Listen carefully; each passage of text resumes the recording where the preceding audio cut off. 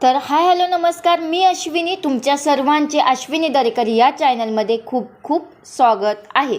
तर आज मी तुम्हाला दाखवणार आहे चिवडा कसा बनवतात घरी आणि मी कसा बनवलेला आहे. तर याचीच रेसिपी मी आज तुमच्याशी शेअर करणार आहे.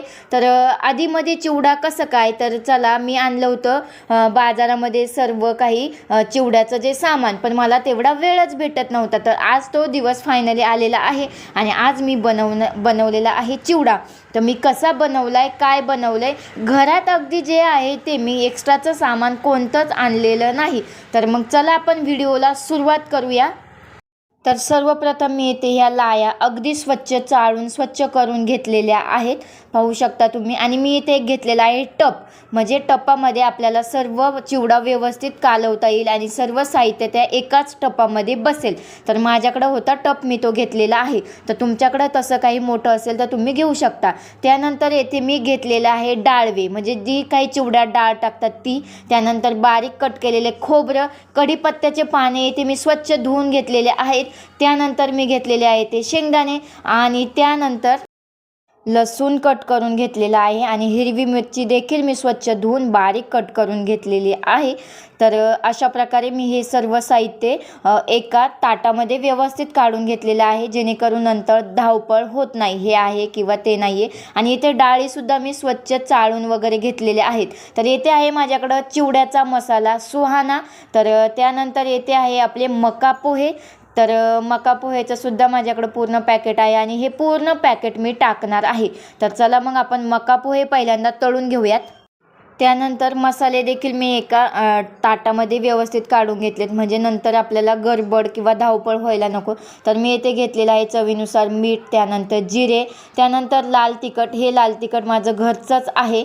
त्यानंतर मी घेतलेले आहे हळद आणि चिवड्याचा मसाला. तर असे ही मसाले मी सर्व एका डिशमध्ये काढून घेतलेले आहेत आणि येथे ठेवलेले आहे मी तेल तापण्यासाठी. आपल्याला आत्ता तळायचे आहे ते म्हणजे मका पोहे. तर मी येथे मका पोहे तळायला देखील सुरुवात केलेली आहे.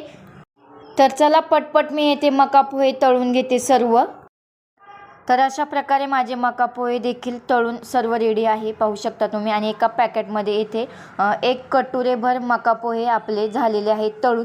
तर आता हे मका पोहे मी टाकणार आहे ह्या ज्या काही आपल्या लाया आहेत त्यामध्ये मी हे ओतून मिक्स करून घेणार आहे.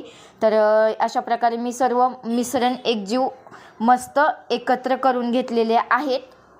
तर लाया आणि मका पोहे आपले व्यवस्थित मिक्स झालेले आहेत आणि मका पोहे स्वराजला खूप आवडतात, त्यामुळे मी जेवढे काही होते तेवढे त्यामध्ये ॲड करून घेतलेले आहेत.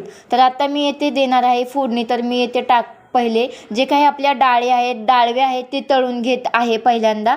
तर येथे आपल्या डाळी देखील तळून झालेल्या आहेत. त्यानंतर मी तळून घेत आहे ते म्हणजे शेंगदाणे आणि खोबरे.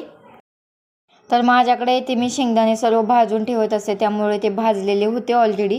बरं चला असू द्या, जे जसं आहे तसं. तर येथे आपले शेंगदाणे, डाळी आणि खोबरं ऑलमोस्ट सगळं छान प्रकारे तळून झालेलं आहे.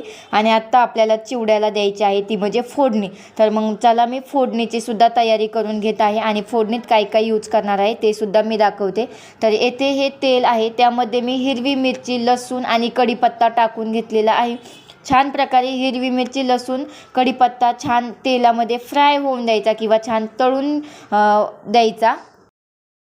तर अशा प्रकारे मिरची, लसूण वगैरे छान तळलेला आहे. आता यामध्ये आपल्याला ॲड करायचे आहे ते म्हणजे मसाले. तर मी मीठसुद्धा त्यामध्येच टाकून देणार आहे, कारण मीठ जर आपण वरतून फिरवलं तर ते व्यवस्थित लागत नाही. मग काही जागी चिवडा खराट, काही जागी अळणी असा लागतो. तर येथे छान प्रकारे मी मसाले देखील तळून देते छान. आणि सगळे मसाले आपले छान प्रकारे तळले की यामध्ये आपण जे काही शेंगदाणे, डाळी, खोबरं तळून घेतलेलं आहे ते सुद्धा आपल्याला ह्या मिश्रणात टाकून घ्यायचं आहे एकदा. आणि ते पण 1-2-3 सेकंद छान त्यामध्ये मिक्स करून फ्राय करून घ्यायचा आहे. सर्व मसाला अगदी छान फ्राय झालेला आहे, पाहू शकता. फोडणी आता आपली रेडी आहे.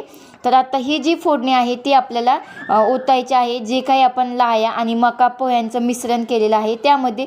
तर अशा प्रकारे एक छोटासा खड्डा करून घ्यायचा आणि त्यामध्ये हे सर्व मिश्रण मी आता ओतून घेत आहे. तर पाहू शकता छान भन्नाट असं आपला मसाला फ्राय झालेला आहे आणि भारी वाटते. कसं वाटतंय तुम्हाला ते सुद्धा सांगा. तर आता हे मिश्रण मी छान प्रकारे सर्व मिक्स करून घेते. सर्व छान प्रकारे चिवड्याला चोळून घेते तेल वगैरे सगळ्याला, म्हणजे नाही का सर्व मिश्रण मिश्रण असं छान प्रकारे मिक्स झालं पाहिजे. तर फायनली येथे अशा प्रकारे आपला चिवडा बनत आलेलाच आहे ऑलमोस्ट. आणि कुठेही पांढऱ्या लाया राहून द्यायच्या नाही. छान प्रकारे सर्व मिश्रण अगदी मिक्स झालं पाहिजे. तर चला, अशा प्रकारे आपला चिवडा रेडी आहे. आता हे जो सगळा चिवडा आहे तो थोडासा गरम आहे, कारण तेल गरम होतं आणि आपण ते गरमच सर्व मिक्स करून घेतलेलं आहे. तर हे लगेचच्या लगेच डब्यात भरून ठेवायचं नाही, तो गार पडून द्यायचा. जर गरम भरल्या तर लाह्या कुरकुरीत न राहता त्या मऊ पडतात. तर चला, फायनली आपला चिवडा रेडी आहे. कसा वाटतोय तुम्हाला? आवडला का? माझ्या तर तोंडाला खूप पाणी आले. तुमच्या तोंडाला पाणी आले का नाही ते पाहून तुम्ही नक्की पहा.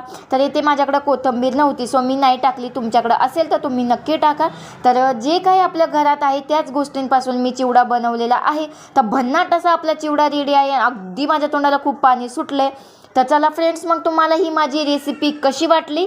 मी बनवलेला चिवडा आवडला का? जर आवडला असेल तर एक लाईक नक्की करा. कमेंट्स करून सुद्धा नक्की सांगा तुम्हाला कसा वाटला ते.